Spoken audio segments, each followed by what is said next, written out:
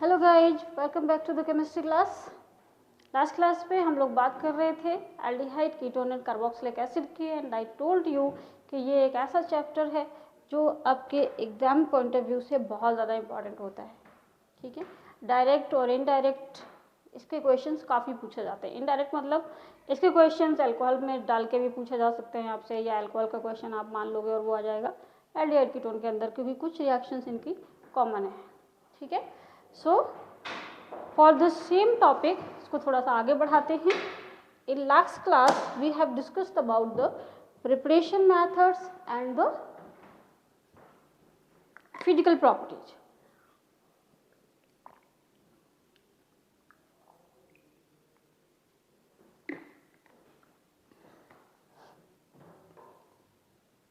सो preparation method में हम लोगों ने देखा कुछ ऐसे मेथड्स होते हैं जो कॉमन होते हैं, मीन्स ऐसे मेथड्स से हम एल्डिहाइड और कीटोन्स दोनों बना सकते हैं। ठीक है, जैसे कि एल्कीन से हमने बनाया था ओजोनोलिसिस करके, एल्काइन के हाइड्रोलिसिस से बनाया था।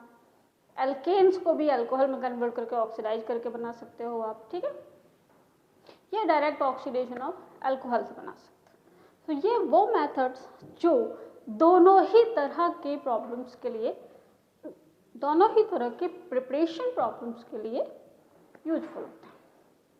इनके बाद हम लोगों ने कुछ ऐसे मेथड्स देखे जिनसे सिर्फ एल्डिहाइड बनता है। वो कौन कौन से थे? अगर आप लोगों ने रिकॉल किया होगा तो रोजनमुंड, ठीक है, एसिड क्लोराइड से बनाता है।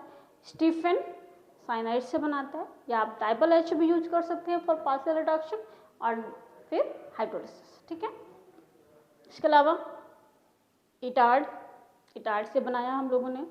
इटार्ड के ही पैरेलल कुछ और मेथड्स भी डिस्कस करे थे, जिनमें हमारा था साइड चेन हैलोजनेशन।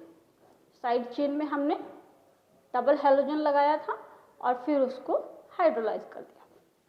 ठीक, ये कुछ methods. Even one more method was there जो कि नेम रिएक्शन में भी पूछा जाता है। कौन सा? गाइटरमैन कोच। ठीक है, तो ये वो मेथड्स थे जो सिर्फ एल्डिहाइड दे रहे थे, और कुछ ऐसे भी देखे हमने जो सिर्फ कीटोन दे रहे थे। जैसे कि एसिड क्लोराइड से बनाने के लिए हमने क्या किया था? कैडमियम क्लोराइड को यूज किया था, और कैडमियम क्लोराइड को फर्दर हमने एल्काइल कॉम्प्लेक्स में कन्वर्ट किया और उससे एसिड क्लोराइड को कीटोन में कन्वर्ट कर दिया। ठीक है, एंड देन मेथड पढ़ा था हम लोगों ने साइनाइड से। अब साइनाइड से एल्डिहाइड बनाने के लिए हमने स्टीफन यूज किया था, और साइनाइड को कीटोन बनाने के लिए हमने क्या किया? उसमें ग्रिग्नार्ड डाल दिया था। ठीक है, कीटोन। इसके अलावा एक मेथड और पढ़ा था हमने जो एक्चुअली डायरेक्ट प्रिपरेशन मेथड नहीं है, वो एक्चुअली एसाइलेशन था। एसाइलेशन ऑफ बेंजीन रिंग हमने किया तो उसने भी कीटोन दे दिया। ठीक है, प्रोडक्ट में। तो ये हमने प्रिपरेशन मेथड पढ़े। उसके बाद हम लोग आए थे फिजिकल प्रॉपर्टीज में। सो आई टोल्ड यू कि इसकी फिजिकल प्रॉपर्टीज जो हैं वो एल्केन्स, एल्काइल हैलाइड्स, ईथर्स, इनसे बेटर होती हैं। लाइक बॉइलिंग पॉइंट को अगर आप कंपेयर करो तो इनका बॉइलिंग पॉइंट जो अभी मैंने बताया इनसे ज़्यादा होगा, लेकिन अल्कोहल से कम होगा। क्यों? अल्कोहल में इंटरमॉलिक्यूलर हाइड्रोजन बॉन्डिंग होती है, मतलब अल्कोहल मॉलिक्यूल एक दूसरे से हाइड्रोजन बॉन्डिंग के थ्रू कनेक्टेड है, जो कि एक एक्स्ट्रा इंटरमॉलिक्यूलर फोर्स है, स्टेबल है। बिकॉज ऑफ दैट अल्कोहल का बॉइलिंग पॉइंट करस्पॉन्डिंग एल्डिहाइड या कीटोन से ज़्यादा होगा। ठीक है, देन हम लोगों ने बात करी थी कुछ केमिकल प्रॉपर्टीज की भी। ठीक है, जैसे एल्डिहाइड कीटोन को रिड्यूस करो तो अल्कोहल बन जाते हैं। एल्डिहाइड कीटोन्स में क्लेमेंशियल रिडक्शन और वॉल्फ केस्टनर किया था तो हाइड्रोकार्बन्स बन जाते हैं। तो ऐसे बहुत सारे रिएक्शंस थे। लास्ट में हमने ऑक्सीडेशन देखा था। ऑक्सीडेशन में हमने बात करी कि स्ट्रॉन्ग ऑक्सीडाइजिंग एजेंट अगर है, ठीक है, तब तो वो ऑक्सीडाइज करेगा ही करेगा एल्डिहाइड्स को। ठीक है, कीटोन ऑक्सीडेशन को रजिस्ट करता है। ठीक है, लेकिन अगर माइल्ड ऑक्सीडाइजिंग एजेंट्स हैं, माइल्ड ऑक्सीडाइजिंग एजेंट कौन कौन से बताए थे? टॉलन्स एंड फेलिक, ये दोनों माइल्ड ऑक्सीडाइजिंग एजेंट होते हैं। माइल्ड ऑक्सीडाइजिंग एजेंट्स क्या करते हैं? एल्डिहाइड को तो ऑक्सीडाइज करते हैं लेकिन कीटोन को नहीं करते, बिल्कुल ही नहीं करेंगे। टॉलन्स में क्या खास था? टॉलन्स जो है एरोमेटिक एल्डिहाइड पर भी वर्क कर रहा था, लेकिन वो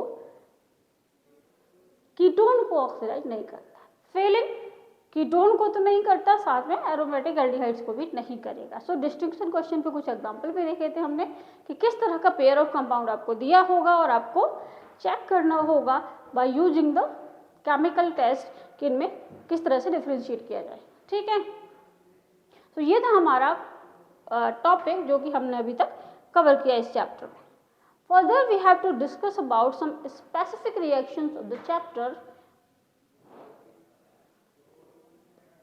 जो कि आपकी आती हैं reaction based on the alpha hydrogen.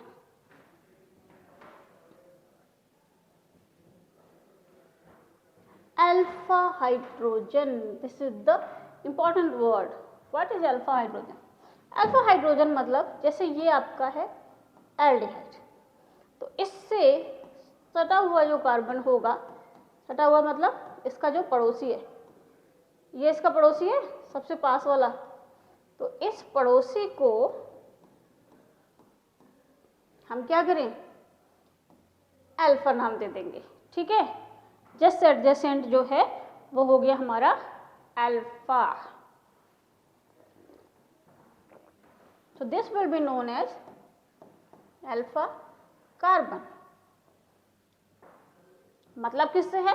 Alpha hydrogen. तो ये कार्बन जो भी हाइड्रोजन कैरी कर रहा है, अल्फा कार्बन पर जो हाइड्रोजन्स लगे हुए हैं, this is called alpha hydrogen.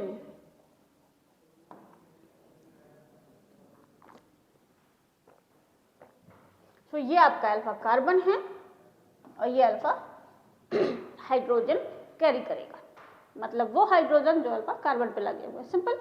चलिए, अब इसमें है क्या खास? एसिडिटी। ये हाइड्रोजन एसिडिक है।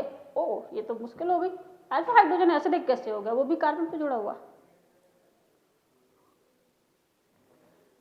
हाइड्रोजन जो ज्यादा इलेक्ट्रोनेगेटिव सिस्टम पर जुड़ा होता है वो एसिडिक होता है, राइट? फिर ये कार्बन पे जुड़ा हुआ हाइड्रोजन एसिडिक कैसे हो गया?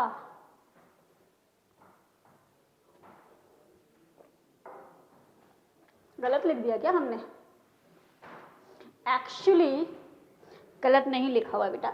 ये जो है ये आपके इलेक्ट्रॉन विड्रॉइंग ग्रुप होते हैं।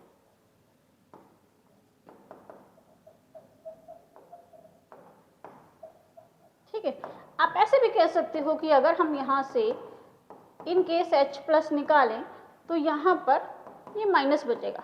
ठीक है, तो ये माइनस फिर सिंगल फिर डबल रेजोनेंस स्टेबलाइज्ड भी है और माइनस आई इफेक्ट भी इस एनाइन को स्टेबलाइज कर रहा है। और क्योंकि कॉन्जुगेट बेस है और कॉन्जुगेट बेस अगर स्टेबल है तो फिर वो कंपाउंड एसिडिक हाइड्रोजन को रिप्रेजेंट कर सकता है। एंड बिकॉज ऑफ दैट ये जो अल्फा हाइड्रोजन है ये एसिडिक है।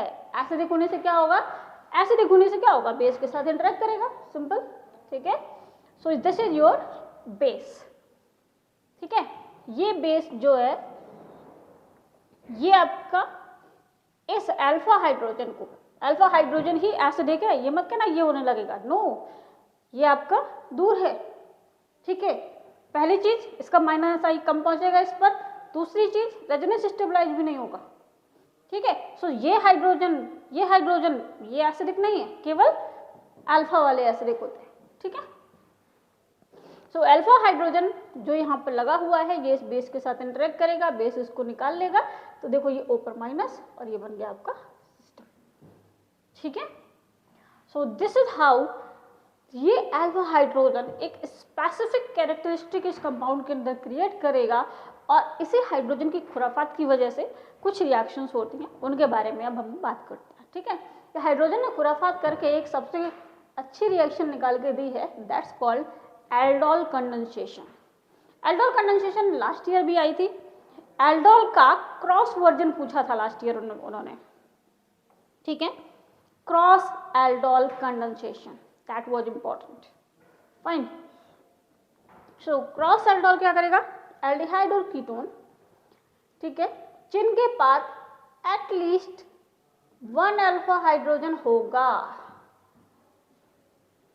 ठीक है, कम से कम एक अल्फा हाइड्रोजन होना चाहिए, तब वो एल्डोल कंडेंसेशन दिखा सकता है। ठीक है, देखिए medium, basic, alkali medium. Okay, so alkali medium में ये हमने एक एल्डिहाइड लिया, ये फंक्शनल है कार्बोनिल का पार्ट, और ये हो गया आपका अल्फा कार्बन। अल्फा कार्बन पर जो हाइड्रोजन लगे हुए ये अल्फा हैं, और अल्फा हाइड्रोजन यहाँ पर दिख रहे हैं क्लियरली, वो भी कितने, 3 अल्फा हाइड्रोजन है यहाँ पर। डेफिनेटली ये एल्डोल कंडेंसेशन शो करने वाला है। ठीक है, मीडियम भी चेक कर लो भाई, dilute NaOH, yes, alpha hydrogen वाला एल्डिहाइड या कीटोन जो बेसिक मीडियम में पास किया जाएगा वो डेफिनेटली एल्डोल कंडेंसेशन शो करेगा। अब देखिए कैसे, देखो इसको करने का बहुत सिंपल सा तरीका बताती हूँ मैं आपको।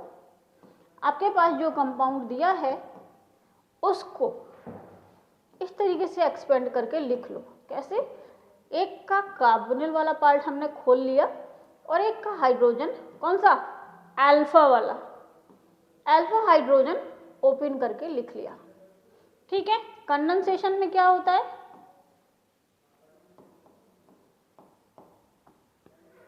ये जो आपका कार्बोनिल है ये इलेक्ट्रॉन इधर जाएंगे और ये जो है, ठीक है, ये H प्लस के फॉर्म में निकल सकता है। अभी हमने देखा कि जो अल्फा हाइड्रोजन है वो ऐसे देगा, H प्लस के फॉर्म में निकलेगा, तो यहाँ पर आएगा न्यूक्लियोफिलिक सेंटर और वो यहाँ पर जाके अटैच हो जाएगा। क्लियर, यानी कि आप सिंपल सा ऐसे समझो कि जो अल्फा हाइड्रोजन है वो निकाल के ऑक्सीजन को दे दो, ये वाले ऑक्सीजन को, और उसके बाद जो बचता है उसको कार्बन पे लगा दो, बस हो गया एल्डोल। ठीक है, बहुत ज़्यादा आपको इसमें PhD नहीं करनी है फिलहाल। तो OH, ये हाइड्रोजन ये वाला है जो पहले से लिखा हुआ था, और ये CH2 और ये CHO बन गया। क्या किया, एक का कार्बोनिल दूसरे का अल्फा कार्बन उठा के जोड़ दिए, इसी को कहते हैं एल्डोल कंडेंसेशन। फर्दर स्टेप में हम क्या करेंगे, थोड़ा सा गर्म कर देते हैं, गर्म होगा तो पानी निकालेगा। पानी कहाँ से निकालेगा, यहाँ से। क्यों, जो डबल बॉन्ड आना चाहिए वो कॉन्जुगेटेड होना चाहिए, स्टेबल होना चाहिए। अगर हीटिंग नहीं करोगे तो ये आपका प्रोडक्ट है, और अगर हीटिंग कर दिया तो ये फाइनल प्रोडक्ट है एल्डोल का। दोनों पूछे जा सकते हैं डिपेंडिंग ऑन स्टेप्स कि आपको कहाँ तक करने के लिए दिया गया है। ठीक है, इसे बोलते हैं बीटा हाइड्रोक्सी एल्डिहाइड। क्योंकि ये एल्डिहाइड का प्रोडक्ट है इसलिए हम लोग बोलेंगे beta hydroxy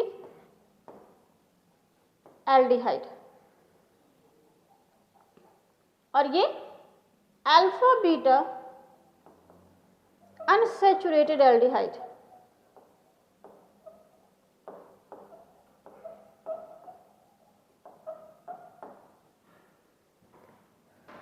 alpha beta unsaturated aldehyde. ठीक है, यानी इसमें देखो दो बहुत ही स्पेसिफिक टाइप के प्रोडक्ट्स मिल रहे हैं। एक ऐसा जो थर्ड कार्बन पर OH ग्रुप कैरी कर रहा है, मतलब इन केस ऑफ कन्वर्जन अगर आपसे कभी पूछा जाता है कि आपको कोई कार्बोनिल कंपाउंड दे दिया हो या कुछ और दिया हो जो एल्डिहाइड या कीटोन में कन्वर्टेबल हो, और फिर बोले कि आप ऐसा कोई प्रोडक्ट बनाओ जिसमें थर्ड कार्बन पर OH लगा हुआ हो, तो aldol is the only way in the reaction which are included in your syllabus. Okay, so ये कन्वर्जन में भी एक दो बार पूछा गया है, और एक बार तो इसको भी बनवा लिया था उन्होंने। ठीक है, उन्होंने बोला था कि आपको इथेन को अल्फा बीटा अनसैचुरेटेड एल्डिहाइड में, इसका UPSC नाम दिया हुआ था बेसिकली जब कन्वर्ट करना था, तो इसमें कन्वर्ट करना, तो आपको क्या करना था, इथेन को कैसे भी करके आपको पहले एल्डिहाइड बनाना था और फिर एल्डिहाइड को एल्डोल कर देना था, तो ये कन्वर्जन हो जाता। और पिछले 5 सालों में मैंने देखा है कि इस तरीके के डायरेक्ट रिएक्शंस को यूज करके कन्वर्जन लगभग हर साल एक बार डाल ही रहे हैं वो लोग। ठीक है, सो इस टाइप के जो डायरेक्ट क्वेश्चंस होते हैं नेम रिएक्शन पर बेस्ड कन्वर्जन में जो डाल दिए जाते हैं, वो बिना ऐसी रिएक्शंस को अप्लाई किए नहीं हो सकते। डायरेक्ट मेथड जो हम लोग सीक्वेंसली यूज करते हैं उनसे कभी कभी नहीं हो पाता, हमें डायरेक्ट रिएक्शन यूज करनी पड़ती है। Okay, so this is how या एसिटाल्डिहाइड का एल्डोल कंडेंसेशन हमने समझ लिया। ठीक है, चलिए भाई दूसरा एग्जाम्पल देखते हैं। दूसरा एग्जाम्पल दिया हुआ है हमारे पास किसका, कीटोन का। ठीक है, चलिए कीटोन को भी देख लेते हैं भाई, इनको क्या प्रॉब्लम है। प्रॉब्लम तो किसी को भी नहीं होगी, प्रॉब्लम आपको ही हो सकती है करने में। देखो एसीटोन CH3 CO CH3, ठीक है, इसको हमने यूज कर लिया। अब इसको अगर हमने यूज किया है तो हमें क्या करना चाहिए, हमें बेसिकली चेक करना चाहिए सबसे पहले कि ये एल्डोल देगा कि नहीं। सो ये हो गया हमारा कार्बोनिल, एक ये अल्फा हो गया, एक ये अल्फा, ये दोनों अल्फा कार्बन है। क्या इन अल्फा कार्बन पर हाइड्रोजन है, बिल्कुल है, इस पे भी 3 है, इस पे भी 3 है। अब सबसे बड़ा क्वेश्चन ये कहाँ पर करें दोनों में से। तो देखो बेटा, ये दोनों साइड सेम चेन लगी हुई है, ठीक है, इधर भी CH3 है, इधर भी CH3 है, तो कोई फर्क नहीं पड़ता, आप किसी पे भी कर दो। ओके, अब हमने क्या किया, इसके कार्बोनिल को लिख लिया। क्या बोला है मैंने, जब भी आप कंडेंसेशन करें, एक के कार्बोनिल को और दूसरे के अल्फा कार्बन को थोड़ा सा एक्सपेंड करके लिख लीजिए, क्योंकि जो कुछ भी होता है वो बस इन्हीं पर होता है, बाकी किसी और का कुछ लेना देना नहीं है, बाकी सब ऐसे टाइम पास के लिए लगे हुए हैं। ठीक है, ले लीजिए OH माइनस। ये देखो हम क्या करेंगे, हाइड्रोजन दे देंगे ऑक्सीजन को, और ये CH2 जो बचेगा वो यहाँ पर लगा देंगे, यानी कि ये पूरा का पूरा पार्ट। ठीक, तो क्या बना देखो, CH3C, इस पर लगा दिया हमने OH, ये जो CH3 साइड में लगा हुआ था अब उसको नीचे लटका दिया, ये CH2 हो गया, ये CO हो गया और ये CH3 हो गया। ठीक है, अब क्या करें, नथिंग, गर्म कर दो भाई और कंजुगेटेड एल्कीन बना लो, वाटर निकाल दो यहाँ से, बन जाएगा CH3C, ये CH3 डबल बॉन्ड CH और ये CO और ये CH3 बन गया। अल्फा बीटा अनसैचुरेटेड कीटोन है ये अब। ठीक है, IUPAC नेम भी आप एक बार लिख के देख लेना। अब ये कीटोन का प्रोडक्ट है इसलिए इसको कीटोन लिख देंगे, और ये बीटा हाइड्रोक्सी कीटोन है। बीटा का मतलब तो समझते हो ना, कार्बोनिल, उसके बगल वाला कार्बन अल्फा और उसके बगल वाला बीटा कहलाता है। ठीक, ये अल्फा ये बीटा, तो alpha beta unsaturated, alpha beta के बीच में पाई बॉन्ड है, बीटा हाइड्रोक्सी क्योंकि बीटा पर OH लगा हुआ है। ठीक है, तो ये है हमारा एल्डोल कंडेंसेशन। अब एल्डोल कंडेंसेशन में हमने अभी क्या देखा कि जो हमारे पास कीटोन्स हैं, ये इससे पहले हमने एसिटाल्डिहाइड लिया, ये दोनों मॉलिक्यूल जो यूज करे जा रहे हैं दोनों सेम हैं। ठीक है, मीन्स एल्डिहाइड में हमने एल्डोल किया, दोनों मॉलिक्यूल सेम एल्डिहाइड के थे, कीटोन में हमने किया, दोनों मॉलिक्यूल सेम कीटोन के थे। क्या होगा अगर दोनों मॉलिक्यूल अलग अलग ले लिए जाएं तो क्या प्रोसेस में कोई फर्क आएगा? नो, प्रोसेस में तो कोई फर्क नहीं आता, बट प्रोडक्ट्स पे फर्क पड़ता है। कैसे? पहली चीज तो नाम ही बदल जाता है। अगर यूज किए गए एल्डिहाइड अलग अलग हैं या यूज किए गए कीटोन्स हैं वो अलग अलग हैं, या फिर एक एल्डिहाइड है एक कीटोन है, ये सब के सब आपके आ जाते हैं क्रॉस एल्डोल कंडेंसेशन के अंदर। ठीक है,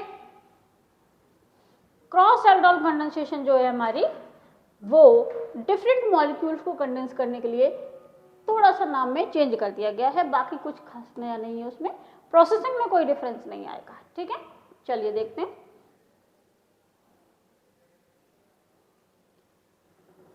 क्रॉस एल्डोल कंडेंसेशन, देखिए भाई प्रोसेस अभी भी वही है, as I told you, process पे कोई फर्क नहीं पड़ता। क्या है प्रोसेस? चेक करिए सबसे पहले तो जो मॉलिक्यूल हमें दिए गए हैं क्या वो एल्डोल दिखा रहे हैं। जैसे यहाँ पर क्या लिया गया, CH3 CHO, या अल्फा हाइड्रोजन है बिल्कुल। दूसरा मॉलिक्यूल है प्रोपेनॉल्डिहाइड, इसके पास भी अल्फा पर हाइड्रोजन है बिल्कुल। अब देखो भाई, जब सेम एल्डिहाइड या सेम कीटोन्स थे तब तो कोई प्रॉब्लम नहीं होती, ठीक है। सेम एल्डिहाइड या सेम कीटोन्स होते हैं तो हमें ये नहीं चूज करना पड़ता कि हमें किस पर अटैक करना है, यानी कि किसका कार्बोनिल यूज करना है या किसका अल्फा कार्बन यूज करना है। दोनों सेम थे हमारे लिए, हम किसी का भी कार्बोनिल यूज कर सकते हैं, किसी का भी अल्फा यूज करते हैं। ऐसे केसेस में आपको देखना पड़ता है, ठीक है।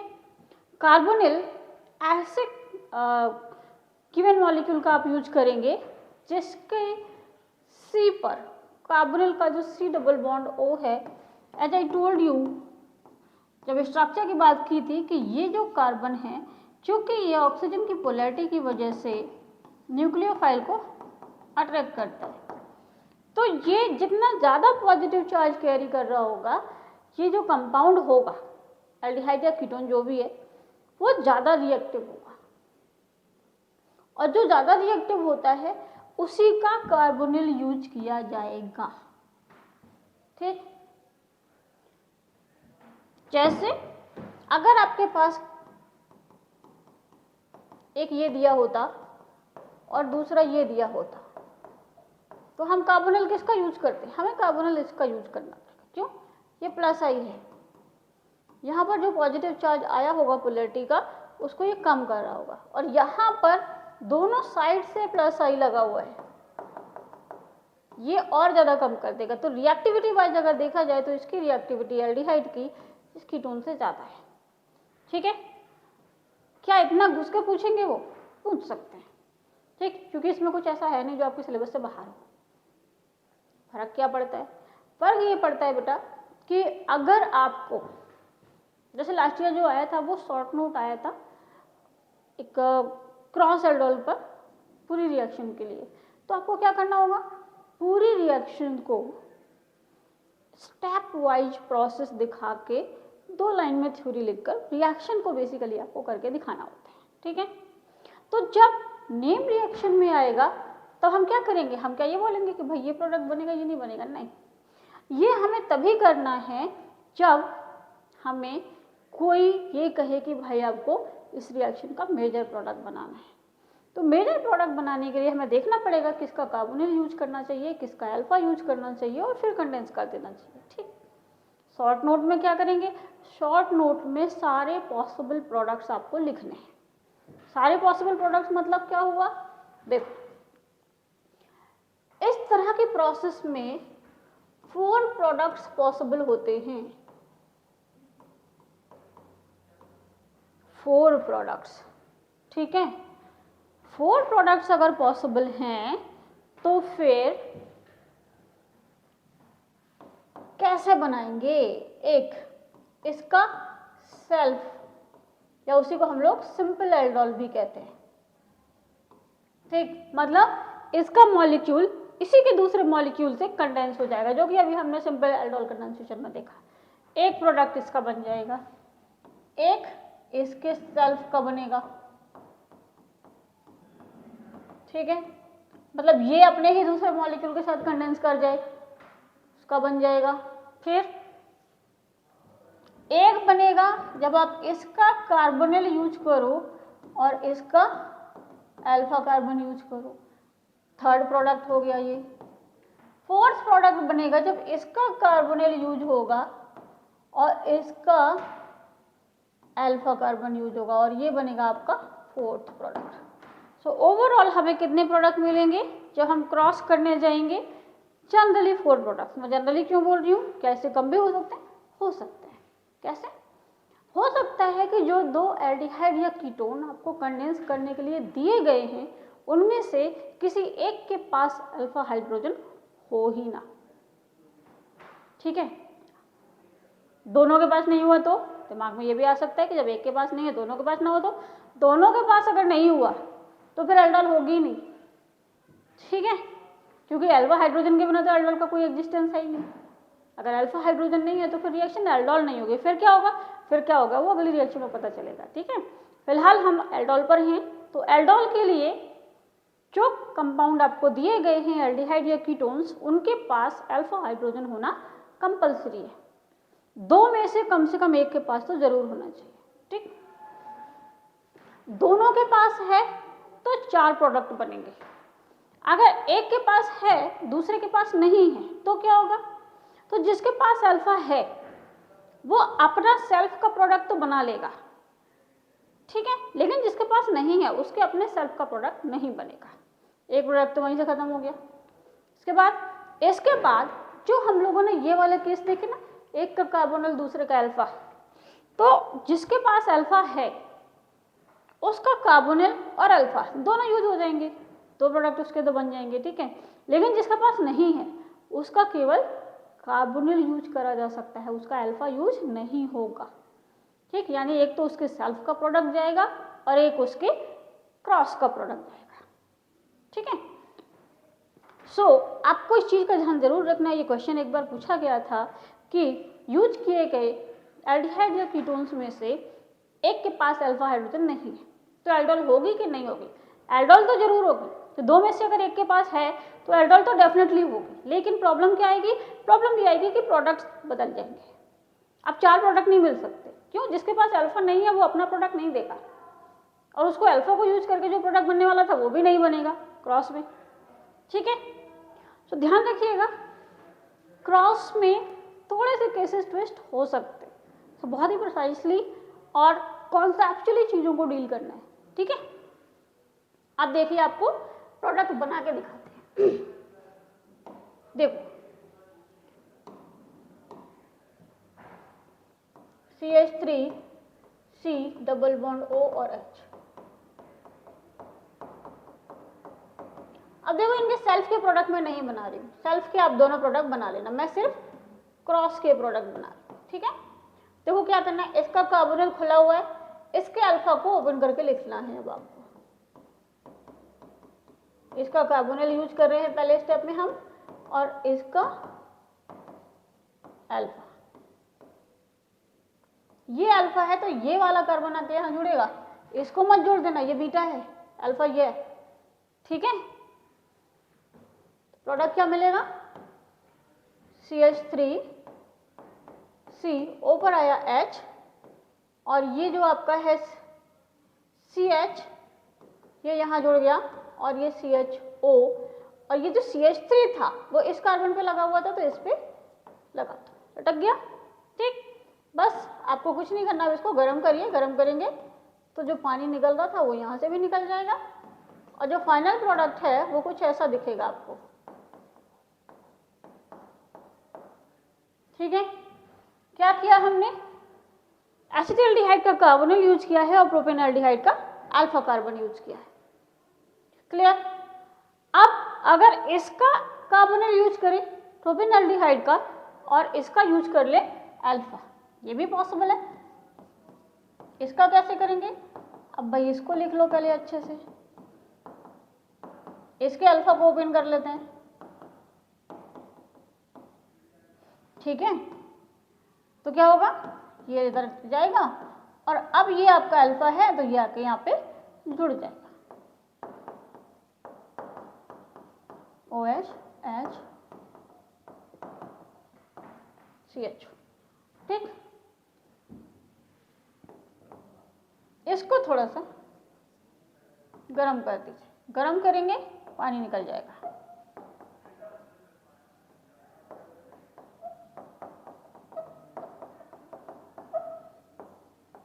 ये बन गया आपका प्रोडक्ट। क्लियर? देखिए दोनों प्रोडक्ट्स में डिफरेंस है, बिल्कुल है, मॉलिक्यूल वही दोनों है जो यहाँ पर यूज हुए वही यहाँ पर है, लेकिन कार्बोनिल अभी हम प्रोपेनॉल्डिहाइड का यूज कर रहे हैं, यहाँ पे एसिटाल्डिहाइड का यूज कर रहे थे। यहाँ पर एसिटाल्डिहाइड का अल्फा यूज कर रहे हैं, यहाँ पे प्रोपेनॉल्डिहाइड का अल्फा यूज कर रहे थे। दोनों प्रोडक्ट्स में देखो कितना डिफरेंस है। ये क्या है? सेकेंड कार्बन पे मिथाइल लगा हुआ है, 2 मिथाइल ब्यूट 2 in 1 L। ठीक है, और ये क्या हो गया? Paint 2 in 1 L। ठीक, दोनों अलग हैं एक दूसरे से, जबकि ये दोनों ही प्रोडक्ट सेम एल्डिहाइड्स यूज करके, same pair of aldehydes use करके बनाए गए। ठीक है, तो ये खासियत है क्रॉस की। ये रिएक्शन काफ़ी इंपॉर्टेंट होती है, काफ़ी ज़्यादा पूछी जाती है एंड कभी कभी बच्चों को थोड़ा सा कंफ्यूज भी कर देती है। ठीक, so don't get confuse beyond the conceptual things, follow the process, तो आपको कहीं पर भी प्रॉब्लम नहीं आएगी प्रोडक्ट को बनाने में। काफ़ी इजी वे है ये, जैसे द सिंपलेस्ट वे, अल्फा उठाओ कार्बोनिल पे जोड़ो रिएक्शन हो गई, अल्फा उठाओ कार्बोनिल पे जोड़ो रिएक्शन हो गई। ठीक, this is how simply aldol can be performed. Okay, तो ये आपके केसेस हैं एल्डोल के और क्रॉस एल्डोल के। ठीक है भाई, चलिए आगे। अब आते हैं उस क्वेश्चन के आंसर पर कि जब यूज किए गए दोनों एल्डिहाइड या कीटोन्स के पास अल्फा कार्बन के पास हाइड्रोजन ना हो। ठीक है, उस केस में क्या होगा? देखो भाई, उस केस में एल्डोल तो नहीं हो सकती, फिर क्या होगा? फिर एक और खास रिएक्शन होती है हमारे पास, उसे हम कहते हैं कैनिजारो। ठीक है, कैनिजारो कब होती है? कैनिजारो सेम मीडियम में होगी, सेम काइंड ऑफ रिएक्शन है, लेकिन एल्डिहाइड कीटोन्स होने के साथ साथ अल्फा कार्बन के पास हाइड्रोजन नहीं है और मीडियम अभी भी बेसिक ही है। ठीक, तो एल्डोल और कैनिजारो में बस एक ही डिफरेंस है कि जो कार्बोनिल कंपाउंड आप यूज कर रहे हैं वो दोनों कार्बोनिल कंपाउंड्स में एटलीस्ट एक के पास अगर अल्फा हाइड्रोजन है तो वो एल्डोल में चले जाएंगे, और अगर दोनों के पास अल्फा हाइड्रोजन नहीं है तो वो कैनिजारो दिखाते हैं। तो ये है हमारी रिएक्शन कैनिजारो। बहुत सिंपल सी रिएक्शन है, और ये रिएक्शन अगर रेडॉक्स के टर्म में बात करूं मैं तो ये रिएक्शन एक डिस्प्रपोर्शनेशन टाइप की रिएक्शन है। मतलब एक ही तरह का मॉलिक्यूल वो ऑक्सीडाइज भी हो जाता है और रिड्यूस भी हो जाता है, दो ऐसे प्रोडक्ट मिलते हैं। ठीक है, देखिए जैसे यहाँ पे यूज किया फॉर्मेल्डिहाइड। फॉर्मेल्डिहाइड जो है वो एक ऐसा एल्डिहाइड है जिसके पास अल्फा कार्बन ही नहीं है। अब जब अल्फा कार्बन ही नहीं है तो अल्फा हाइड्रोजन की बात ही नहीं करेंगे। ठीक है, अब अल्फा कार्बन ही नहीं है तो अल्फा कार्बन नहीं है तो अल्फा हाइड्रोजन का कोई चांस नहीं, मतलब एल्डोल का कोई चांस नहीं। ठीक है, अब एल्डोल का कोई चांस नहीं तो क्या करेंगे? कैनिजारो। कैनिजारो में देखो मीडियम अभी भी बेसिक है, कंपाउंड कैटेगरी अभी भी वही है, कार्बोनिल्स है, लेकिन प्रोडक्ट बदल गया, एक अल्कोहल और एक एसिड। अब एसिड का सॉल्ट बनता है यहाँ पर। क्यों बनता है सॉल्ट? क्योंकि मीडियम बेसिक है। एसिड बनेगा और वो इंस्टेंटली बेस में कंबाइंड होकर सॉल्ट में कन्वर्ट हो जाएगा। ठीक है, एल्डिहाइड, एल्डिहाइड का रिडक्शन प्रोडक्ट क्या होता है? अल्कोहल। ठीक है, और एल्डिहाइड का ऑक्सीडेशन प्रोडक्ट क्या होता है? लास्ट क्लास में हमने ऑक्सीडेशन देखा था। एल्डिहाइड का जो ऑक्सीडेशन प्रोडक्ट है वो है एसिड। देखिए वही दोनों बने हुए हैं, एक अल्कोहल बना हुआ है, एक एसिड बना हुआ है, मीडियम बेसिक है इसलिए ये सॉल्ट बन गया। ठीक है भाई, तो ये कहने जा रहा हूँ, बहुत ही सिंपल सी रिएक्शन है, कुछ खास नहीं इसमें करने के लिए। Last reaction of this category is electrophilic substitution. जब तो रेजोनेंस में सिंपली आपने पढ़ा होगा डायरेक्शनल इन्फ्लुएंस। क्या करना होता है? इलेक्ट्रोफाइल बनाइए और जो रिंग पर पहले से लगा हुआ है उससे पूछिए कि इसको कहाँ भेजना है। ठीक, एल्डिहाइड जो है वो बिकॉज ऑफ द रेजोनेंस एक मेटा डायरेक्टिंग ग्रुप है।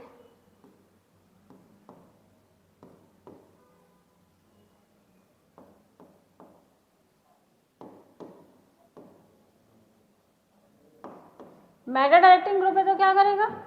अरे मेटा डायरेक्टिंग ग्रुप है तो मेटा पर भेज देगा जो भी उसके यहाँ पे गेस्ट आता है। HNO3 H2SO4 नाम के गैस पहुंचे उसके पास, जिन्होंने मिलकर क्या दिया? HNO3 और H2SO4 मिलकर देते हैं इलेक्ट्रोफाइल NO2। ठीक है, ये जो NO2 इलेक्ट्रोफाइल है कहाँ जाके जुड़ेगा?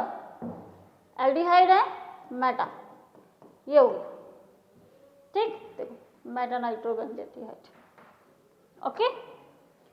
इसीलिए आप और भी कोई ले लीजिए, लाइक आप हेलोजनेशन करना चाहते हैं, हेलोजन ले आइए, क्या करेंगे Cl2 विद एनहाइड्रस Cl3 डाल दीजिए। Cl2 विद एनहाइड्रस Cl3 डालेंगे तो इलेक्ट्रोफाइल क्या बनेगा Cl+,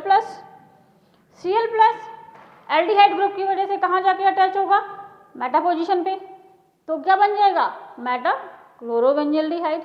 हो गया क्वेश्चन, ठीक है भाई। तो ये बहुत ही सिंपल सी रिएक्शन है जो कि एक्चुअली रेजोनेंस वाले पार्ट में ही कवर कर दी जाती है। वैसे इस तरह की रिएक्शन तो हर चैप्टर में इंक्लूड होती हैं, बट वो सिर्फ एक ही बार में कवर हो जाती हैं, वो भी कहाँ पर, जब हम रेजोनेंस पढ़ रहे होते हैं। ये इसी पर बेस्ड छोटे छोटे क्वेश्चन हैं जो हमने लास्ट क्लास पे टेस्ट वगैरह पढ़े थे, उसके क्वेश्चन भी यहाँ पर मिल जाएंगे आपको। So try to solve it. Let's talk about the carboxylic acid, last segment of the chapter, ठीक है। कार्बोक्सिलिक एसिड को आप लोग काफ़ी अच्छे से जानते होंगे, बचपन से पढ़ते आ रहे हैं। विनेगर वगैरह तो सबको यूज करते हैं ना, चाइनीज़ फूड खाते हो तो ऑब्वियस सी बात है एसिटिक एसिड को जानते ही होंगे, विनेगर को, ठीक है। देखिए भाई, कार्बोक्सिलिक एसिड में बिगनिंग भाई नोमेनक्लेचर से होती है आपकी। नोमेनक्लेचर में आपके कॉमन नेम और IUPAC नेम दोनों ही आपके लिए काफ़ी इंपॉर्टेंट हो जाते हैं, क्योंकि जब भी कन्वर्जन टाइप ऑफ क्वेश्चन आता है तो उसमें कॉमन नेम भी डाल दिए जाते हैं, इसलिए कुछ कॉमन नेम मैंने यहाँ पर लिख दिया है, ये आपको पता होने चाहिए, ठीक है। स्पेशली ये ग्लूटोरिक, सक्सिनिक, एडेपिक एंड मेलोनिक ये काफ़ी इंपॉर्टेंट है। इन सारे एसिड्स को जरूर याद रखिएगा, इनमें से कुछ भी आपको कन्वर्जन में डाला जा सकता है। स्ट्रक्चर, रेजोनेंस स्ट्रक्चर भी आप लोगों ने इसका कई बार बना के देखा होगा। ऑक्सीजन यहाँ पर लोन पेयर है, because of this lone pair फिर सिंगल फिर डबल रेजोनेंस होगा, ये इलेक्ट्रॉन पेयर इधर जाएगा और ये बॉन्ड इधर शिफ्ट हो जाएगा, तो ये आपके रेजोनेंस स्ट्रक्चर बनते हैं इसके सॉरी। चलिए सीधा आते हैं प्रिपरेशन मेथड्स पर, without wasting our time. Methods of preparation, method of preparation में भी इसमें ज़्यादा कुछ खास है नहीं, मोस्टली रिएक्शंस आपके पहले के पार्ट्स में कवर हो चुकी हैं। जैसे अल्कोहल को KMnO4 अल्कलाइन में पास करो, एसिड बन जाएगा, यह हम अल्कोहल की प्रॉपर्टीज में देख चुके हैं, ठीक है। CrO3 पे H2SO4 यूज कर लो, K2Cr2O7 पे प्लस यूज कर लो, या फिर आप अल्कलाइन KMnO4 यूज कर लो, ये सब के सब क्या करते हैं, प्राइमरी अल्कोहल को एसिड बनाते हैं, ठीक है। ये रहे आपके प्राइमरी एल्डिहाइड को एसिड में बनाने के रिएजेंट, ठीक। और अल्कोहल को एसिड में बनाने के रिएजेंट ये कौन कौन से, अल्कलाइन KMnO4, देन K2Cr2O7 यानी एसिडिक मीडियम में potassium dichromate, CrO3 with H2SO4, ये वो हैं जो 1 डिग्री अल्कोहल को एसिड बना देंगे। और एल्डिहाइड को एसिड बनाना है तो क्या डाल दें, HNO3 बना सकता है, KMnO4 बना सकता है, KMnO4 तो काफ़ी स्ट्रॉन्ग ऑक्सीडाइजिंग एजेंट है, वो तो बना ही सकता है, K2Cr2O7 बना सकता है। फर्क क्या पड़ता है, फर्क ये है बेटा कि यहाँ पर जो अल्कोहल वाले ऑक्सीडाइजिंग एजेंट हैं ये थोड़े से स्ट्रॉन्ग करके यूज करने पड़ते हैं हमें, ठीक है, क्योंकि एक स्टेप पीछे से हम ऑक्सीडेशन स्टार्ट कर रहे हैं। अल्कोहल पहले जाएगा एल्डिहाइड में, फिर एल्डिहाइड पे जाएगा एसिड में, क्लियर। एल्डिहाइड से अगर बनाना है तो ऑलरेडी हम एक स्टेप आगे आ चुके हैं, इसलिए हमें उतना पावरफुल ऑक्सीडाइजिंग एजेंट यूज करने की जरूरत नहीं है। तो जब जो यहाँ पर हमने जैसे यहाँ पर एल्कलाइन लगा दिया, यहाँ पर H+ लगा दिया, यहाँ पे H2SO4 डाल दिया, यहाँ डालने की जरूरत नहीं है, वो इससे कम में भी काम कर देगा। इवन माइल्ड ऑक्सीडाइजिंग एजेंट, ये भी हम लोग टॉलरेंस और फिलिंग टेस्ट में बात कर चुके हैं। एल्डिहाइड माइल्ड ऑक्सीडाइजिंग एजेंट के साथ ऑक्सीडाइज होता है, बट कीटोन नहीं होता, कीटोन ऑक्सीडेशन को रेजिस्ट करता है, ओके। नेक्स्ट है बेंजीन डेरिवेटिव्स। अब देखो यहाँ पर तो खैर ओनली टॉल्यूइन दिया हुआ है, लेकिन नॉट ओनली टॉल्यूइन, अगर हमारे पास बेंजीन रिंग पर कुछ भी लगा हुआ है, कुछ भी मतलब कुछ भी कार्बन चेन वाला COCH3 ये भी लगा हुआ है और इसमें अल्कलाइन KMnO4 पास कर दिया, तो ये पूरा का पूरा जो है एसिड में कन्वर्ट हो जाता है, ठीक है। सो ये बहुत बढ़िया रिएजेंट है। KOH का मतलब एल्कलाइन ही होता है, एल्कली मीडियम। KOH मतलब एल्कली मीडियम, स्ट्रॉन्ग बेस है, एल्कली बोलते हैं। KMnO4 विद KOH या एल्कलाइन KMnO4 में पास करोगे तो ये जो बेंजीन रिंग पर जो साइड चेन लगी होती है, जैसे यहाँ पे तो टॉल्यूबिन है, बट साइड चेन जो लगी होगी वो पूरी की पूरी एसिड में कन्वर्ट हो जाएगी। अब आप वो देख रहे होगे कि यहाँ पे फिर से सॉल्ट बना हुआ है, बनना भी चाहिए, क्यों? ये बेसिक मीडियम है, KOH पड़ा हुआ है। एसिड अगर बनेगा भी तो वो सॉल्ट में कन्वर्ट हो जाएगा बेसिक मीडियम की वजह से। फर्दर उसको एसिडिक मीडियम में हाइड्रोलाइज करेंगे तब जाके वो एसिड में कन्वर्ट होगा। Okay, so this is how the acid can be prepared from the alcohols and benzene derivatives. Let's talk about other methods. देखो यहाँ पे प्रोपीन लगी हुई है, मतलब प्रोपाइल ग्रुप लगा दिया पूरा, फिर भी वो सेम प्रोडक्ट दे रहा है। Next method is of the cyanide. तो ये थोड़ा सा इंटरेस्टिंग है, इसको देख लो एक बार। कैसे? ये जो साइनाइड है ना, ये एक्चुअली हाइड्रोलाइज करने पर एसिड देता है, लेकिन कैसे? इसको एसिड या बेस की प्रेजेंस में हाइड्रोलाइज करिए। हम लोग कर रहे हैं पहले पार्शियल हाइड्रोलिसिस। पार्शियल हाइड्रोलिसिस क्या बनता है? अमाइड। ये आपका पार्शियल हाइड्रोलिसिस है, ठीक है। कंप्लीट हाइड्रोलिसिस करेंगे मीन सेम प्रोसेस को भी आप कंटिन्यू रखिए। तो ये जो है ये आपका अमाइड एसिड बन जाएगा। ये आपका हो गया कंप्लीट हाइड्रोलिसिस।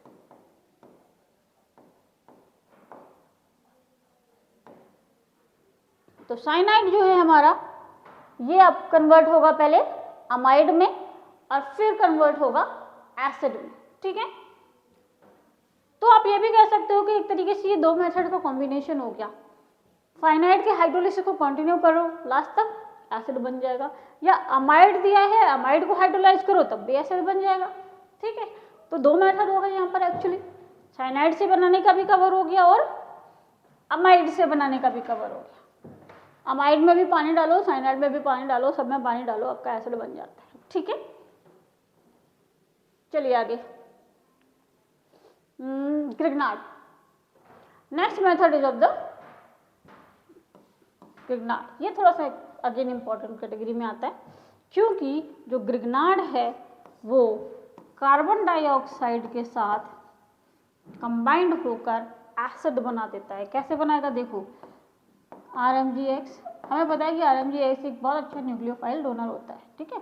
R- एक न्यूक्लियोफिलिक कैरेक्टर शो करने वाला कंपाउंड है जो कि CO2 से कंबाइन होने वाला है।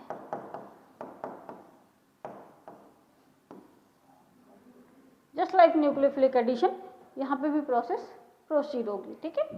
तो क्या होगा? ये R इस C पर जुड़ गया, C पर जुड़ा, ये डबल बॉन्ड ऑक्सीजन जो था ये आपका एज इट इज रह जाएगा। O पर जो ये माइनस लगा हुआ था, इस पर बचा हुआ MgX कनेक्ट हो जाएगा, ठीक है। यहाँ पर जो ऊपर माइनस आया होगा, ये वाला बॉन्ड टूटा तो यहाँ पर माइनस आया होगा ना, तो ये यहाँ पर कनेक्ट हो गया। अब आप इसमें पानी डाल दीजिए, ये बन गया एसिड। तो ग्रिग्नार्ड को बहुत आसानी से कार्बन डाइऑक्साइड डाल के एसिड में कन्वर्ट करा जा सकता है। नेक्स्ट मेथड है फ्रॉम एसिड क्लोराइड, ठीक है। एसिड क्लोराइड को भी पानी डाल के एसिड बना सकते हो। देखो, चाहे आप एसिडिक मीडियम में यूज कर लो, चाहे बेसिक मीडियम में यूज कर लो। बेसिक मीडियम में यूज करोगे तो ऑब्वियसली यहाँ पर अगर मान लो यहाँ पर KOH होता, ये KOH होता तो ये COOK बनता। अब यहाँ पे OH माइनस लिखा हुआ है, इसी यहाँ पे माइनस लगा हुआ है, ठीक है। हाइड्रोलिसिस करना पड़ेगा तो ये एसिड में कन्वर्ट हो जाएगा, ठीक है भाई। So this is how the acid chloride can be converted to carboxylic acid. Let's move forward now. Anhydride, anhydride से बनाना। एनहाइड्राइड भी आपका जैसे अमाइड, एसिड क्लोराइड, उसी तरीके से एनहाइड्राइड ये भी आपका एसिड डेरिवेटिव है, ठीक है। एसिड डेरिवेटिव जो है वो जनरली बहुत ही माइनर रिएक्शन करने पर अपने एसिड में कन्वर्ट हो जाते हैं। जैसे एनहाइड्राइड को ही देख लो, कोई खास रिएक्शन नहीं हुई है, सिर्फ पानी डाला है, हाइड्रोलिसिस कर दिया गया है। एनहाइड्राइड जैसे ये देखो बेंजोइक एसिड का एनहाइड्राइड दिया हुआ है C6H5CO, ठीक है, पानी डालोगे, मान लो यहाँ से गया तो एक ये बनेगा, एक ये बनेगा, दो एसिड बन जाएंगे C6H5COOH। वो भी अगर सेम टाइप का एनहाइड्राइड है तो, सेम टाइप का एनहाइड्राइड मतलब ऐसा एनहाइड्राइड जो दो सेम मॉलिक्यूल ऑफ एसिड को यूज करके बनाया गया। अगर अलग अलग हुआ तो अलग अलग एसिड बन जाएंगे। फॉर एग्जाम्पल ये है आपका एथेनोइक मेथेनोइक एनहाइड्राइड, C2H5 है ये, एथेनोइक मेथेनोइक एनहाइड्राइड। पानी डाल दीजिए इसमें तो एक एथेनोइक एसिड बन जाएगा, एक प्रोपेनोइक।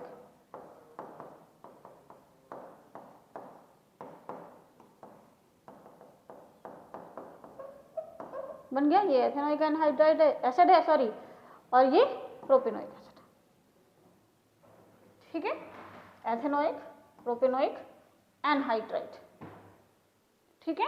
ये एथेनोइक है, ये प्रोपेनोइक है, और ये उसके एनहाइड्राइड का प्रोडक्ट। तो पानी डालने पर एथेनोइक एसिड यूज किया था तो एथेनोइक एसिड बन जाएगा, प्रोपेनोइक एसिड का कंपोनेंट है ये, देखो प्रोपेनोइक एसिड बन जाएगा। मतलब इन दोनों को मिला के पानी निकाला जाए तो ये बनेगा, और इनमें अगर पानी डाल दिया जाए तो वापस अपने एसिड बन जाते हैं जिनसे मिलकर ये बना होता है। ओके, चलिए, ये एनहाइड्राइड से बनाने का तरीका हो गया आपका।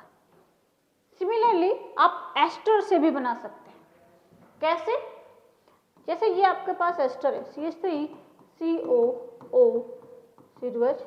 ये एक एस्टर है, ठीक है। अब एस्टर कैसे बनता है?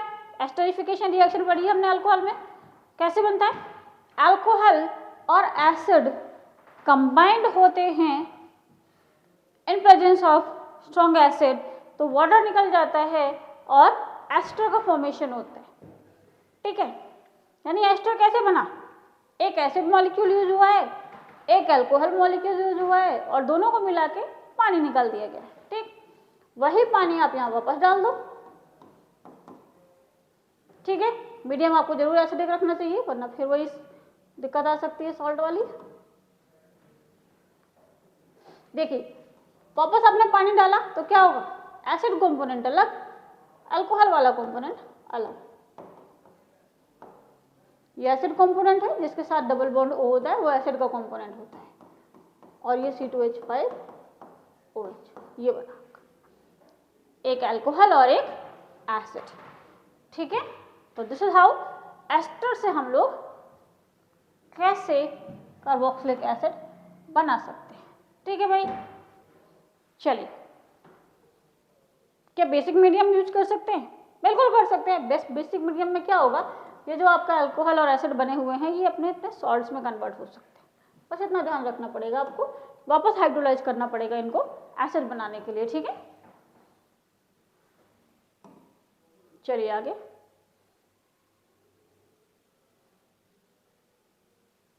ये जैसे कुछ क्वेश्चन दिए हुए हैं कि इनको कैसे बेंजोइक एसिड बनाया जा सकता है। ज़्यादातर रिएक्शन में आप देखिएगा अल्कलाइन KMnO4 यूज हो जाएगा, या सिंपल रिडक्शन वाला पार्ट यूज हो जाएगा, ठीक है। साइनाइड वाला तरीका भी यूज हो सकता है, ग्रिग्नार्ड और कार्बन डाइऑक्साइड वाला भी यूज हो सकता है। चलिए, let's talk about the carboxylic acid, ठीक है। देखो, एसिड वाले पार्ट्स में ज़्यादा कुछ कराने के लिए बचता नहीं है। पहले 3 चैप्टर पढ़ने के बाद, इतना सब देखने के बाद आप लोगों को इतना तो समझ में आ ही जाता है कि मोस्टली रिएक्शंस हमारी यहाँ इस मोमेंट तक आते आते कंप्लीट हो चुकी होती हैं। तो इन पर्टिकुलर रिएक्शंस में बहुत ज़्यादा कुछ नया नहीं मिलेगा। 1-2 रिएक्शंस हैं जो आपको नई देखने को मिल सकती हैं, ठीक है। चलिए, केमिकल रिएक्शंस की बात करते हैं। तो फिजिकल प्रॉपर्टी चलो यहाँ पे मेंशन नहीं है, मैं बता देती हूँ। फिजिकल प्रॉपर्टीज में ये जो कंपाउंड हैं क्योंकि यहाँ पर भी ऑक्सीजन हाइड्रोजन बॉन्डेड है, इसलिए हाइड्रोजन बॉन्डिंग के पूरे पूरे चांसेस हैं यहाँ पर। एंड अल्कोहल के बाद इसीलिए ये एक और कंपाउंड हमें मिला कार्बोक्सिलिक एसिड, जो वाटर में सॉल्युबल होता है। ठीक है। एंड अगर बॉइलिंग पॉइंट वगैरह की बात करें तो नो डाउट इनके ज़्यादा होंगे एल्डिहाइड कीटोन से, लेकिन अल्कोहल से कंपेयर करें तो अल्कोहल से भी ज़्यादा होगा। ठीक है। सो इसकी प्रॉपर्टी नो डाउट एसिड है, सबसे बाद में आया ऑक्सीडेशन, सबसे लास्ट ऑक्सीडेशन प्रोडक्ट है एक तरीके से देखा जाए तो ऑक्सीजन वाले सेक्शन में, तो इसीलिए इसकी प्रॉपर्टीज भी बाकियों से बेहतर है। ठीक, चलिए आगे। पहली रिएक्शन जो ये दिखाने के लिए है कि कार्बोक्सिलिक एसिड जो है वो एक्चुअली एसिडिक कैरेक्टरिस्टिक्स शो कर रहा है। कैसे? मेटल और बेस। हमने ये रिएक्शन कहाँ करी थी? हमने ये रिएक्शन करी थी जब हमें प्रूफ करना था कि अल्कोहल और फिनॉल एसिडिक है। ठीक है, यानी अल्कोहल और फिनॉल में से दोनों में से एसिडिक हाइड्रोजन को निकाला जा सकता है।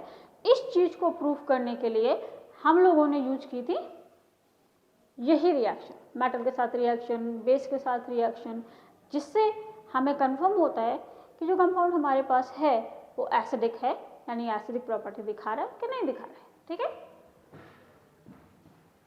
ये है आपका कार्बोक्सिलिक एसिड, मेटल से रिएक्ट करेगा, बन गया सॉल्ट, हाइड्रोजन निकल गया, ये देखो ये निकल गया हाइड्रोजन। ठीक, ये हाइड्रोजन निकला मतलब डेफिनेटली ये एसिड है। ठीक, बेस के साथ रिएक्ट करेगा तो क्या करेगा? सॉल्ट एंड वाटर बनाएगा, क्लियरली दिख रहा है। कार्बोनेट टेस्ट, ये जरूर याद रखिएगा, इसे बाइकार्बोनेट टेस्ट कहते हैं। ठीक है, बाइकार्बोनेट के साथ डाला जाएगा तो ये कार्बन डाइऑक्साइड रिलीज करेगा। कार्बोनेट वाला टेस्ट आपने किया होगा, वहां पर भी कार्बन डाइऑक्साइड बनती है, यहाँ पर भी है। कहाँ काम आएगा ये?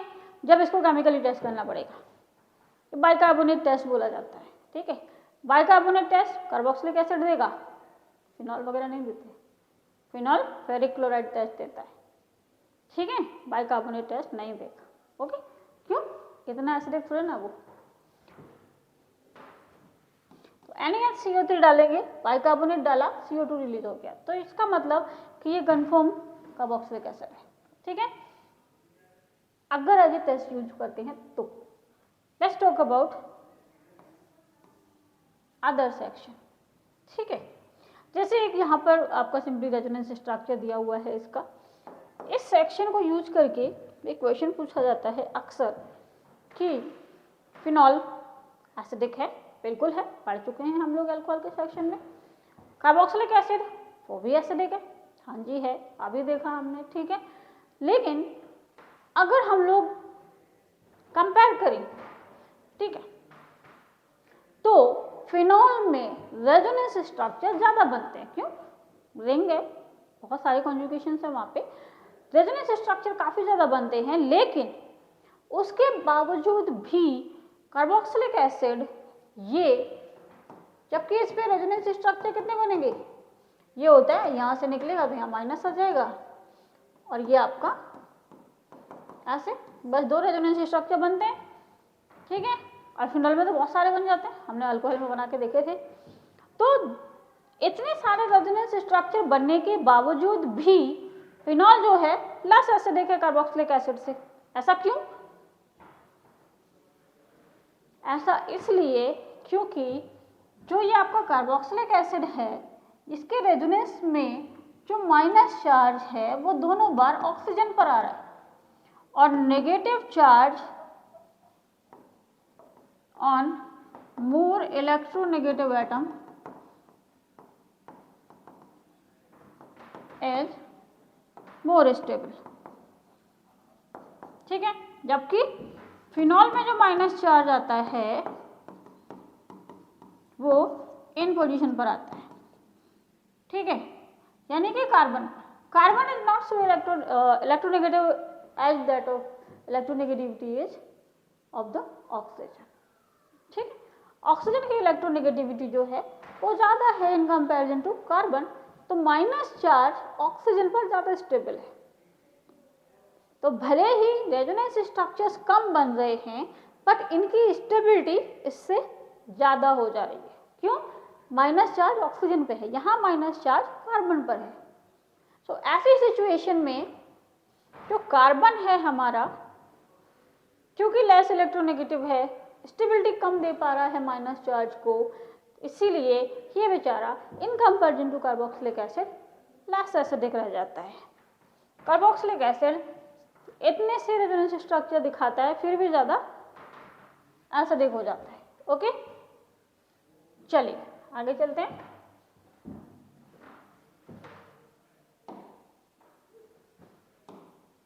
तो एसिडिक स्ट्रेंथ कंपैरिजन करने के लिए सेक्शन से काफ़ी क्वेश्चंस आते हैं जो कि आपको प्रैक्टिस करने भी पड़ेंगे, और ये हम लोग बेसिक जो इलेक्ट्रॉनिक इफेक्ट्स होते हैं उनके फैक्टर्स में देख चुके होते हैं कि जो इलेक्ट्रॉन विड्रॉइंग ग्रुप होता है, इलेक्ट्रॉन विड्रॉ करता है, ऑक्सीजन हाइड्रोजन बॉन्ड वीक कर देता है, जिससे एसिडिक स्ट्रेंथ बढ़ जाती है। और इलेक्ट्रॉन डोनेटिंग ग्रुप जो है वो क्या करेगा, इलेक्ट्रॉन डोनेटिंग ग्रुप इलेक्ट्रॉन्स को बढ़ा देगा ऑक्सीजन एटम पर, जिससे ऑक्सीजन और हाइड्रोजन के बीच का जो बॉन्ड है वो काफ़ी स्ट्रांग हो जाएगा और इलेक्ट्रॉन निकालना मुश्किल हो जाएगा।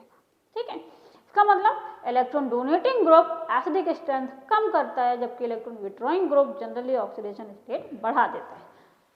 Sorry, electron withdrawing group generally acidic strength बढ़ा देता है। ठीक है,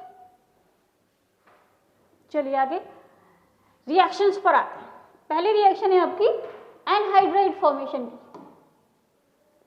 ठीक है, एनहाइड्राइड फॉर्मेशन के लिए हमें क्या करना है, एसिड लेना है और पानी निकाल देना है।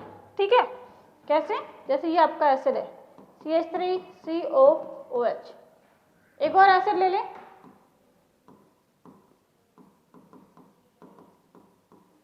एसिडिक एसिड है दोनों, पानी निकाल दो तो क्या बना, CH3CO CO और CH3, ये आपका एनहाइड्राइड बन गया। एनहाइड्राइड मतलब पानी निकाल के जो बनाया गया, एनहाइड्राइड वाटर रिलीज करके जो बनाया गया। ठीक है, अब ये क्योंकि एसिटिक एसिड से बना हुआ है इसलिए इसको बोलते हैं एथेनोइक एनहाइड्राइड।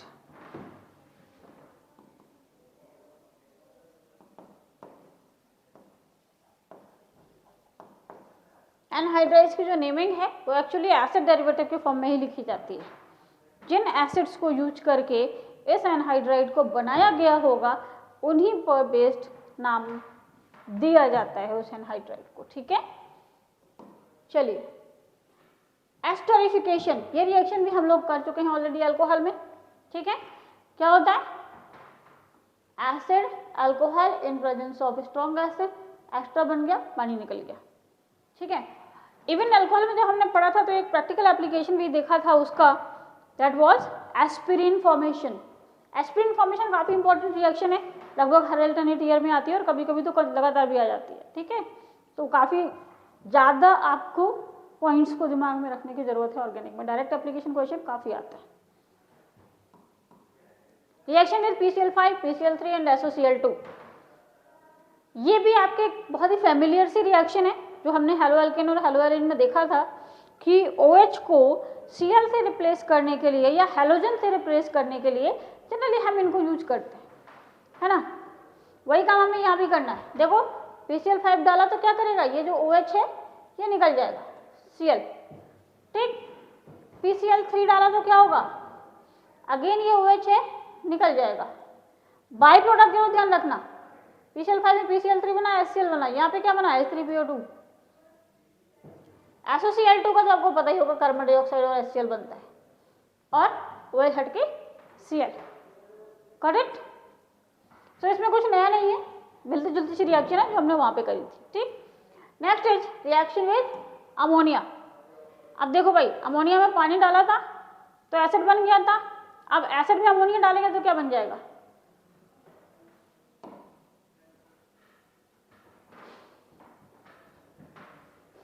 एसिड में पानी डालेंगे, सॉरी एसिड में अमोनिया डालेंगे तो क्या होगा, मैं कह रही थी कि अमाइड जो है, अमाइड में हमने पानी डाला था, एसिड बन गया था, अब एसिड में अमोनिया डाला तो अमाइड बन जाएगा। सिंपल न्यूक्लियोफाइल सब्स्टिट्यूट करना है आपको, नया कुछ नहीं है इसमें भी। CH3CO OH जो है अमोनिया इज ऑल्सो न्यूक्लियोफाइल, इसको हटा के NH2 लगा दीजिए आप, तो CH3CO, पहले तो एक कंबाइंड प्रोडक्ट बनेगा ये लोन पेयर का, ठीक है, ये एसिडिक हाइड्रोजन है ना, तो ये यहाँ पे जाके कनेक्ट होगा और फिर इसको गर्म करके पानी निकालेंगे तो ये बन जाएगा CH3CO NH2 अमाइड। ओके, ये बने हमारा अमाइड। अमाइड के बाद नेक्स्ट रिएक्शन जो होती है वो है COOH ग्रुप के साथ इसको क्या क्या मर्ज करके किन किन प्रोडक्ट्स में कन्वर्ट करा जा सकता है। मतलब कुल मिला के वैसी रिएक्शन देखनी है जो पूरे के पूरे COOH ग्रुप पर हो रही होंगी। अभी हम कौन सी रिएक्शन देख रहे थे, जो सिर्फ उस OH पार्ट पर हो रही थी, ठीक है। जैसे यहाँ पर OH की जगह पर NH2 आ गया, PCl3, PCl5 और SOCl2 में OH के टॉप पे OH हटा के Cl लगा रहे थे हम लोग बेसिकली। तो जो भी रिएक्शन कर रहे थे वो OH पे कर रहे थे।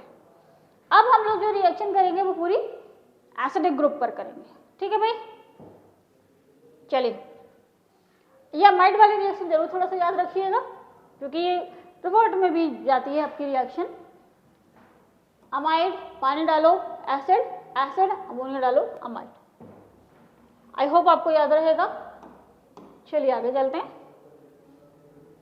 COOH ग्रुप को पूरा यूज करके जो रिएक्शंस करी जा सकती हैं उन पर बात करते हैं। एक तो ये है रिडक्शन, ये हमने कहाँ देखा था, अल्कोहल की प्रिपरेशन में। वहाँ पर हमने इसको थोड़ा सा डिफरेंट वे में देखा था। क्यों? अल्कोहल की प्रिपरेशन में मैंने आपको बताया था कि भाई एल्डिहाइड को रिड्यूस करो प्राइमरी अल्कोहल बनता है, कीटोन को रिड्यूस करो सेकेंडरी अल्कोहल बन जाता है, एसिड को रिड्यूस करो तो भी प्राइमरी अल्कोहल बन जाता है, ठीक है। लेकिन एसिड को हम लोग डायरेक्टली रिड्यूस करते नहीं हैं। फिर कैसे करेंगे? डायरेक्ट रिड्यूस नहीं करके बल्कि हम लोग इसको थोड़ा सा घुमा के यूज करेंगे। हाउ? घुमा के यूज करने का मतलब ये था कि हम लोग एसिड को पहले एस्टर में कन्वर्ट कर रहे थे, फिर इसको हाइड्रोजन और कैटलिस्ट यूज करके रिड्यूस कर रहे थे, ठीक है। डायरेक्ट रिडक्शन के लिए हमें क्या यूज करना पड़ रहा था? लिथियम एल्यूमिनियम हाइड्राइड, जो कि कॉस्टली होता है थोड़ा सा, ठीक है। तो इकोनॉमिकली बहुत ज़्यादा एप्लीकेबल नहीं है। क्लियर?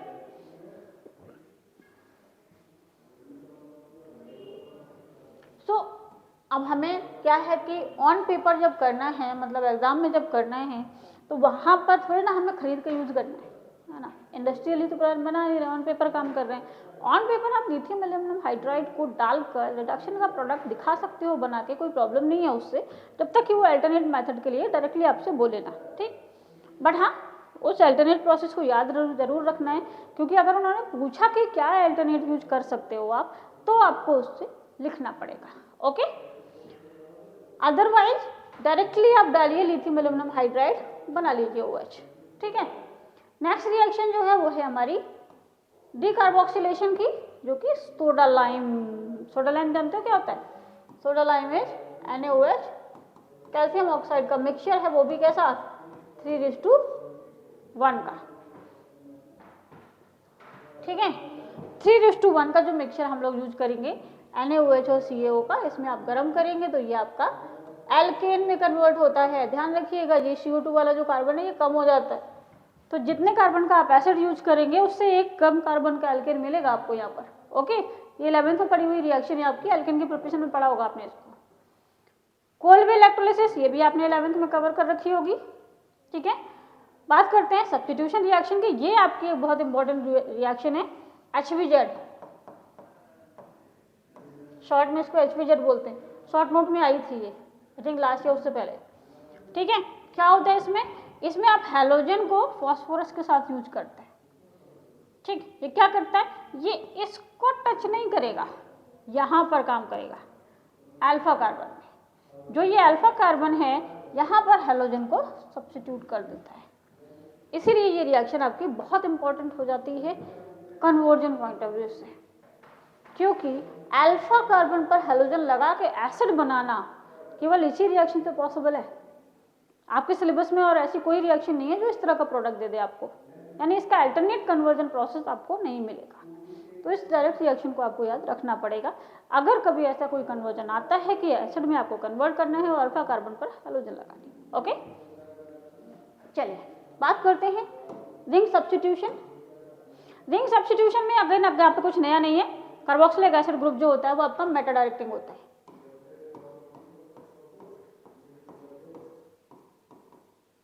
ये जो है आपका ये अगेन मेटा डायरेक्टिंग है, जैसे एल्डिहाइड कीटोन होते हैं। ठीक है, तो क्या होगा, जो प्रोडक्ट है आपका, लाइक जैसे मैंने यहाँ पे क्या डाला, HNO3 विद H2SO4 बनाएंगे तो यहाँ पे रिएक्शन कर जाएगा। रुको, दूसरा कुछ यूज करो। एसिड है, एसिड को इस बात का भी ध्यान रखना पड़ेगा आप लोगों को कि अगर एसिड है यहाँ पर तो कुछ ऐसा ना डाल दो कि एसिड से रिएक्ट कर जाए, क्योंकि वो एसिड से रिएक्ट करके तो फिर रिंग पे सब्स्टिट्यूशन नहीं होगा। ठीक है, तो आप हेलोजन यूज करिए, Br2 FeBr3। आप सोच रहे होंगे मैम ये क्यों नहीं यूज किया, एनहाइड्रस AlCl3 ये क्यों नहीं यूज किया। ये आप नहीं यूज कर सकते, क्यों, एसिड फ्रिडल-क्राफ्ट वाली रिएक्शंस नहीं दिखा पाता। एनहाइड्रस ClCl3 ये एक एक्चुअली लुईस एसिड है डेफिशिएंट सिस्टम में, it will not work in this kind of reaction. Okay, तो Br2 FeBr3 आपको यूज करना पड़ेगा। ठीक है, तो ये आपका मेटा डायरेक्टिंग है ना, तो ये मेटा पोजीशन पर ले जाके आपको NO2 दे देगा लगा के। ठीक, इसी में अगर आप HNO3 विद H2SO4 अगर आप यूज करेंगे तो HNO3 क्या देता है, NO2 प्लस इलेक्ट्रोफाइल, और एसिडिक ग्रुप जो है आपका ये आपका NO2 पर मेटा पर भेज देगा, NO2 को मेटा पर भेज देगा। ठीक है, तो ये एसिडिक ग्रुप ये एक मेटा डायरेक्टिंग ग्रुप है जो NO2 को मेटा पोजीशन पे भेजेगा, या अगर आप हेलोजिनेशन कर रहे हो तो यहाँ पे हेलोजन लगाना चाहिए था, सॉरी गाइस माय मिस्टेक, यहाँ पर Br आएगा। ठीक है, तो क्या करेंगे हम, सिर्फ ये ध्यान रखना है कि जो रीजन डाला है उससे इलेक्ट्रोफाइल कौन सा मिल रहा है। HNO3 H2SO4 NO2 देता है, मेटा पर NO2 लगा दीजिए। Br2 FeBr3 Br देता है, Br लगा दीजिए। बस फ्रिडल-क्राफ्ट की रिएक्शन यहाँ पर मत करिएगा, फ्रिडल-क्राफ्ट की रिएक्शन इस पर नहीं होती है। देखो यहाँ पे मेंशन भी कर दिया मैंने, फ्रिडल-क्राफ्ट रिएक्शंस नहीं हो पाती हैं इस पर। ठीक है, चलिए, तो ये पार्ट आपका कंप्लीट हो गया है। Let's talk about further. आगे जो चीज़ें हैं उस आपके कुछ क्वेश्चंस हैं, कार्बोक्सिलिक एसिड के एप्लीकेशंस भी होंगे। तो एप्लीकेशन तो आप लोग काफ़ी अच्छे से जानते हैं, प्रैक्टिकल लाइफ में काफ़ी यूज़ होता है। जैसे मेथनोइक एसिड है तो रबर, टेक्सटाइल, डाइन, लेदर, ये सारी चीज़ों में यूज़ हो जाएगा। ठीक है, सॉल्वेंट की तरह तो यूज होता ही होता है। एसिड से और भी बहुत सारी इंपॉर्टेंट प्रोडक्ट्स बनते हैं, जैसे नायलॉन्स, नायलॉन 6 बन जाएगा। ठीक है, फैटी एसिड्स जो होते हैं वो सोप और डिटर्जेंट बनाने के भी काम आते हैं। ठीक है, परफ्यूम इंडस्ट्री में भी कभी कभी यूज कर लेते हैं इसको थोड़ा बहुत। एंड फूड प्रिजर्वेटिव, वो भी कौन, केवल बेंजोएट। बेंजोएट जो है आपका बन जाएगा फूड प्रिजर्वेटिव। ठीक, बेंजोएट क्या होता है, एस्टर होगा ये। ठीक है, बेंजोइक एसिड से बना हुआ एस्टर होगा ये। ठीक है, यानी बेंजोइक एसिड को सॉल्ट में कन्वर्ट कर लीजिए। ठीक, चलिए, सो ये आपका असाइनमेंट है, अब आप इसको कंप्लीट कर लीजिएगा, और अगर कोई प्रॉब्लम आती है तो उसको डिस्कस कर लीजिए। चलिए, chapter is closed. Now it's your time to study, work hard and score as much as you can. Good luck guys, bye bye.